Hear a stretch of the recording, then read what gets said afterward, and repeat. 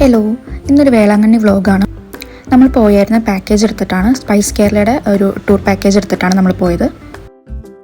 നമ്മൾ book ചെയ്തിട്ടുണ്ടായിരുന്ന bus എന്ന് പറയുമ്പം സ്ലീപ്പർ ബസ്സാണ്. അപ്പോൾ ബസ്സിൽ കയറുമ്പോൾ തന്നെ അതിനകത്തുള്ള ജസ്റ്റ് റൂൾസും കാര്യങ്ങളൊക്കെ എഴുതി വെച്ചിട്ടുണ്ട്.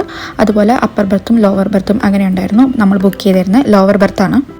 ഇതാണ് ബസ്സിൻ്റെ ഇൻറ്റീരിയർ പാർട്ട് എന്ന് പറയുമ്പോഴത്തേനും ഒരു സൈഡിൽ 2 പേർക്ക് കിടക്കാൻ പാകത്തിനും ഒരു സൈഡിൽ ഒരാൾക്കുള്ള ഒരു ബെഡ് സ്പേസ് എന്നുള്ള രീതിക്കാണ് കൊടുത്തേക്കുന്നത്.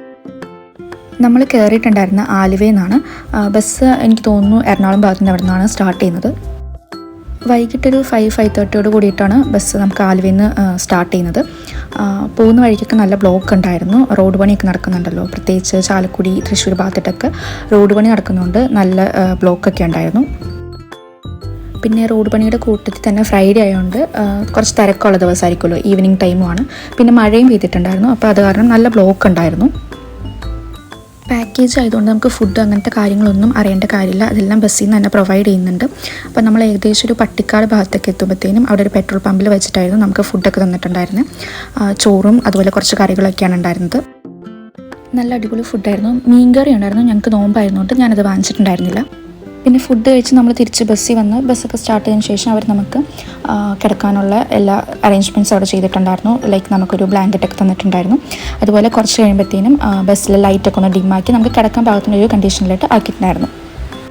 അതുപോലെ നമുക്ക് ഉള്ള ബെഡ് സ്പേസിൽ നമുക്ക് നോക്കുകയാണെങ്കിൽ ബാഗ് വെക്കാനൊരു സ്ഥലമുണ്ട്. അതുപോലെ തന്നെ വാട്ടർ ബോട്ടിൽ വെക്കാനുള്ള സ്ഥലമുണ്ട്. പിന്നെ നമുക്ക് ഫോൺ വെക്കാനൊരു സ്ഥലമുണ്ട്. അതുപോലെ ഒരു ചാർജിങ് സ്ലോട്ടുണ്ട്. അങ്ങനെ ഒരു അടിപൊളി ഉറക്കമൊക്കെ കഴിഞ്ഞ് നമ്മൾ പിറ്റേ ദിവസം രാവിലെ വേളാങ്കണ്ണിയിലെത്തി. അപ്പോൾ നമുക്ക് അവിടെയുള്ള റൂമിൻ്റെ കാര്യങ്ങളും നമ്മൾ ബസ്സിൽ തന്നെ പറഞ്ഞേൽപ്പിച്ചിട്ടുണ്ടായിരുന്നു. നമുക്ക് ജസ്റ്റ് ഒരു പകൽ മാത്രം ഒന്ന് ഫ്രഷ് ആവാനും റെസ്റ്റ് എടുക്കാനും വേണ്ടിയിട്ടുള്ള റൂം മാത്രമാണ് ആവശ്യമുണ്ടായിരുന്നത്. അപ്പോൾ ബസ് പാർക്ക് ചെയ്യുന്നതിൻ്റെ അടുത്ത് തന്നെയായിട്ട് അവർ നമുക്കത് അറേഞ്ച് ചെയ്തിട്ടുണ്ടായിരുന്നു. പിന്നെ ഇത് നമുക്ക് വേളാങ്കണ്ണിയിൽ രാവിലെ തന്നെ കാണാൻ പറ്റുന്ന കാഴ്ചകളാണ്. ഇത് ഓൾമോസ്റ്റ് ഒരു 7 മണി ആ നേരത്തുള്ള വിഷ്വൽസാണ്.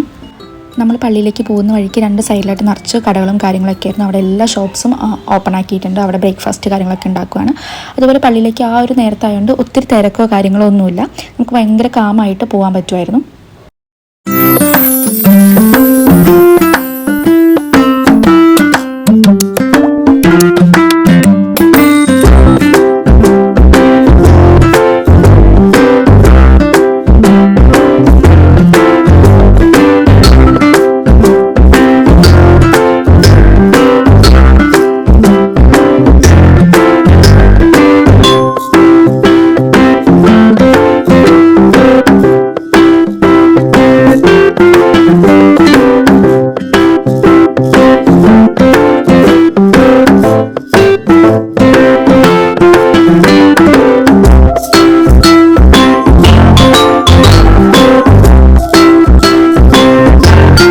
ഈ ഒരു ജൂൺ ജൂലൈ എന്ന് പറയുമ്പോഴത്തേനും അവിടെ നല്ല വെയിലുള്ള ടൈമാണ്. പക്ഷെ നമ്മൾ രാവിലെ തന്നെ പോവുകയാണെങ്കിൽ ഒത്തിരി വെയിലൊക്കെ വന്നതിന് മുന്നേ നമുക്ക് കുറച്ചൊന്ന് സമാധാനത്തോടെ പോയി റിലാക്സ് ചെയ്ത് ഒത്തിരി തിരക്കില്ലാതെ പോയി വരാം.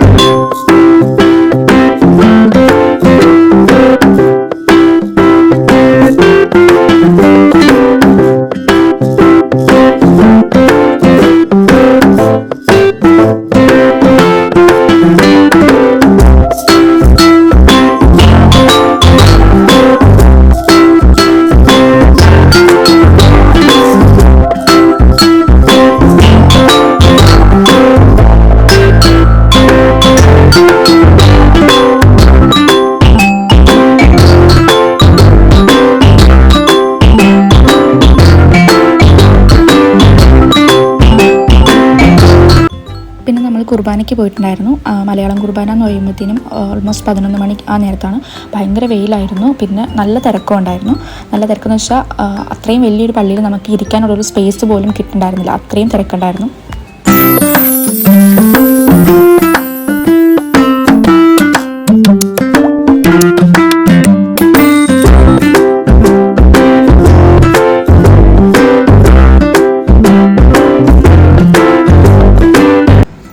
കുർബാന കഴിഞ്ഞ് പുറത്തേക്ക് ഇറങ്ങുമ്പോൾ ഭയങ്കര വെയിലായിരുന്നു. നമുക്ക് ജസ്റ്റ് ഒന്ന് പുറത്ത് നിന്നാൽ നമ്മുടെ മേലൊക്കെ പൊള്ളും എന്നുള്ള രീതിക്ക് നല്ല വെയിലായിരുന്നു. കണ്ണൊന്നും കാണാൻ പറ്റത്തില്ല, അത്രയ്ക്ക് വെയിലായിരുന്നു.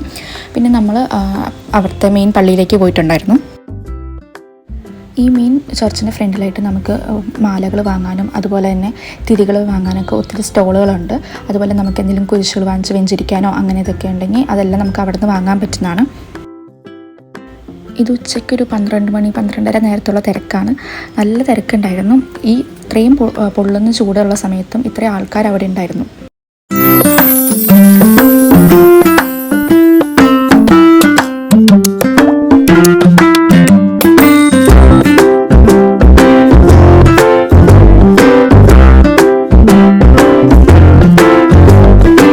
പിന്നെ നമ്മൾ പള്ളിയിലൊക്കെ ഒന്ന് കയറി പ്രാർത്ഥിച്ച് മാലയൊക്കെ ഇട്ട് അതുപോലെ തിരിയൊക്കെ കത്തിച്ചിങ്ങ് പോന്നു.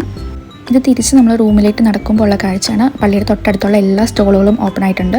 ഇതുപോലത്തെ കുറച്ച് സ്നാക്ക് ഐറ്റംസ് ഒക്കെ ഉള്ള കടകളും അതുപോലെ നമുക്ക് പിള്ളേർക്ക് വേണ്ടിയിട്ടുള്ള ടോയ്സ് ഉള്ള സ്റ്റോളുകളും അതുപോലെ മാതാവിൻ്റെയും ഒക്കെ രൂപങ്ങളുള്ള സ്റ്റോളും ഒത്തിരി സ്റ്റോളുകൾ അവിടെ ഉണ്ട്. ഇതെല്ലാം ഓപ്പൺ ആക്കിയിട്ടുണ്ടായിരുന്നു ആ ഒരു ടൈം ആയപ്പോഴത്തേനും. അതുപോലെ നമ്മൾ തിരിച്ചു വരുന്ന സമയമായപ്പോഴത്തേനും രാവിലെ നമ്മൾ ബ്രേക്ക്ഫാസ്റ്റ് ഒക്കെ ഉണ്ടാക്കുന്ന കടകൾ കണ്ടില്ലേ, അവിടെ പുറത്ത് ഇതുപോലെ മീനും ക്രാബും കാര്യങ്ങളൊക്കെ ഫ്രൈ ആക്കിയിട്ട് വെച്ചിട്ടുണ്ടായിരുന്നു. നല്ല ചൂടാന്ന് പറഞ്ഞില്ലായിരുന്നു, അപ്പോൾ അതുകൊണ്ട് നമ്മളൊരു കരിക്കൊക്കെ വാങ്ങിച്ച് കഴിച്ചിട്ടുണ്ടായിരുന്നു. നല്ല ടേസ്റ്റ് ഉണ്ടായി. പിന്നെ നമ്മൾ അവിടെ നിന്ന് പോയിട്ട് നമ്മുടെ പാക്കേജിൽ നമുക്കുണ്ടായിരുന്ന ലഞ്ച് കഴിക്കുക ചെയ്തത്. ലഞ്ചിന് ചോറും അതുപോലെ തോരനും ബീഫും കാര്യങ്ങളൊക്കെ ഉണ്ടായിരുന്നു. നല്ല അടിപൊളി നമ്മുടെ നാടൻ രീതിയിലുള്ള ഫുഡ് തന്നെയാണ്. പിന്നെ നമ്മളൊന്ന് റെസ്റ്റ് എടുത്ത് വൈകിട്ടൊരു 5 മണി 5:30 നേരത്ത് വരുവാണ്. ആ സമയത്താണെങ്കിലും വെയിലൊന്നും അങ്ങനെ മാറിയിട്ടില്ല, അത്യാവശ്യം നല്ല വെയിലുണ്ടായിരുന്നു. അപ്പോൾ അവിടെ മാതാവിൻ്റെ ഒരു പ്രദക്ഷിണം നടക്കുന്നുണ്ടായി. അതിന് വേണ്ടിയിട്ടുള്ള അറേഞ്ച്മെൻറ്റ്സും കാര്യങ്ങളൊക്കെ നമുക്ക് കാണാൻ പറ്റി.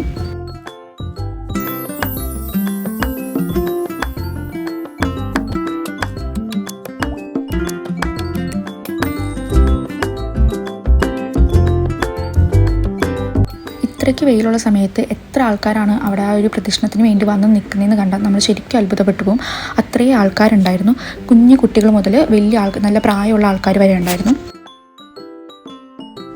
പള്ളിക്ക് ചുറ്റും നടക്കുന്ന പ്രദക്ഷിണത്തിൻ്റെ കുറച്ച് ക്ലിപ്സ് ഞാനിവിടെ ആഡ് ചെയ്തിട്ടുണ്ട്.